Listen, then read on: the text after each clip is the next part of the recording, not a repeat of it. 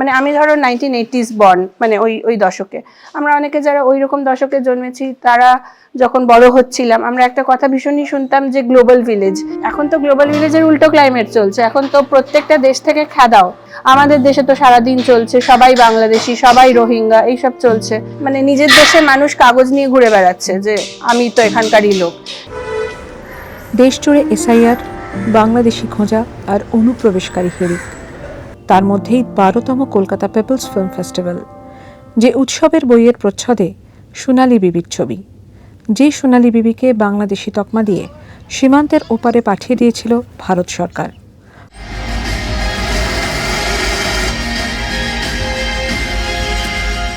এবারের ফেস্টিভ্যালে আমাদের জমা পড়েছিল 2200টা ছবি। 2200টা ছবির মধ্যে আমাদের 38টা ছবি সিলেক্ট করা হয়েছিল এবং একটা ছবির স্পেশাল স্ক্রিনিং হচ্ছে, তাহলে সব মিলিয়ে 39টা ছবি এবার দেখানো হচ্ছে। তুমি বলতে পারো অলমোস্ট 25% ছবি কিন্তু এই অভিবাসী, প্রবাসী এবং ছিন্নমূল মানুষদের কথা বলছে, যেটা আজকে দিনে দাঁড়িয়ে গ্লোবাল ক্লাইমেটটা এদের এগেনস্টে। ভারত থেকে একজন শিখ ড্রাইভার, উনি মাইগ্রেট করেছেন নিউ ইয়র্কে, উনি ওখানে গাড়ি চালান বহুদিন ধরে এবং উনি ওইখানকার সাথে সম্পৃক্ত হচ্ছেন। তার যে জীবনটা সেটা একজন ফলো করেছে বহু বছর ধরে। এই ছবিটার নাম the land of dreams. Bangladesh থেকে মাইগ্রেট করে হারলেমে যারা সেটেল করেছেন সেটার ছবি হচ্ছে in search of Bengali Harlem, সেটার নাম। একই সাথে ধরো দেশের মধ্যে যারা ছিন্নমূল, যেরকম একটি ছবি আছে see me when you live, কেরালাতে বাঙালি অভিবাসী যে শ্রমিক তাদের জীবন নিয়ে অসাধারণ একটি ছবি, ছোট্ট ছবি কিন্তু খুব সুন্দর। সিনেমা আসলে এক ধরনের আর্কাইভ। সেলুলয়েডের রসায়নে অথবা ডিজিটালের বাইনারিতে ধরা পড়ে সময়ের জলছাপ, সাউন্ডে ধরা থাকে সময়ের উচ্ছ্বাস, আর্তনাদেরা। কলকাতা পিপলস ফিল্ম ফেস্টিভ্যালের গায়েও সেই সময়ের দাগ। 1 দশকেরও বেশি সময় ধরে কলকাতাকে তথ্যচিত্র আর ইন্ডিপেন্ডেন্ট কাহিনীচিত্র দেখিয়ে আসছে পিপলস ফিল্ম ফেস্টিভ্যাল। এবার তার 12ই পা। উৎসব শুরু হয়েছিল 2014 সালে। আমরা যেটা প্রথম থেকেই আসলে চেয়েছিলাম উৎসবটা করা, যখন ভাবলাম করব বলে, যে অনেক রকম তো ফিল্ম ফেস্টিভ্যাল হয়, মানে কলকাতা এবং পশ্চিমবঙ্গে ফিল্ম ফেস্টিভ্যালের কোনো অভাব নেই।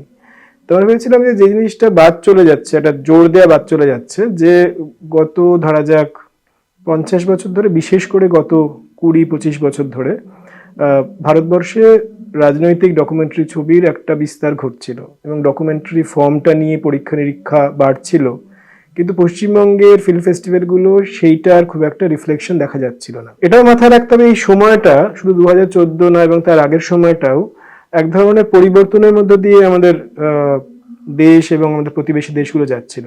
এক ধরনের নতুন রকমের অর্থনীতি আসছিল, তার কিছু প্রভাব পড়ছিল এবং সেগুলো খুব একটা প্রথাগত সিনেমায় তার ঝোঁক ধরা পড়ছিল না। আমরা দেখছিলাম যে এই তথ্যচিত্রে এবং কিছু বিশেষ কাহিনী চিত্রে এই ঝোঁকটা দেখা যাচ্ছে। এনাদের জায়গা দেওয়া এবং এই যারা বানাচ্ছিলেন তাদের সাথে কথোপকথনের একটা জায়গা খুলে দেওয়া, এই সব কিছু ভেবে আমাদের কাজ শুরু হয়। By the people, for the people, মানুষের সঙ্গে মানুষের জন্য কলকাতা পিপলস ফিল্ম ফেস্টিভ্যালের ক্যাচ লাইন। আর স্বাধীনভাবে সেই মানুষের গল্প বলার জন্যই কোনো সরকারি বা বেসরকারি সংস্থার অনুদান নিতে চান না দ্বৈপায়ন কস্তুরীরা।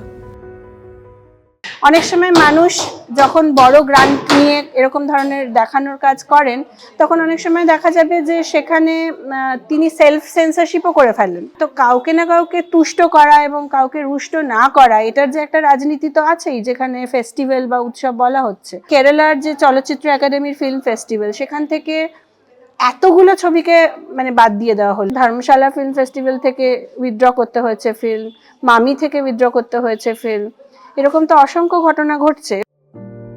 মিছিলের শহর কলকাতায় সিনেমার ইতিহাসের সঙ্গে জড়িয়ে রয়েছে রাজনীতি। ফিল্ম সোসাইটির শহর কলকাতা জানে সিনেমাও একটা আন্দোলন।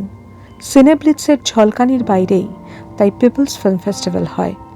শহর কলকাতা হাজির হয় সেই জনতার উৎসবে।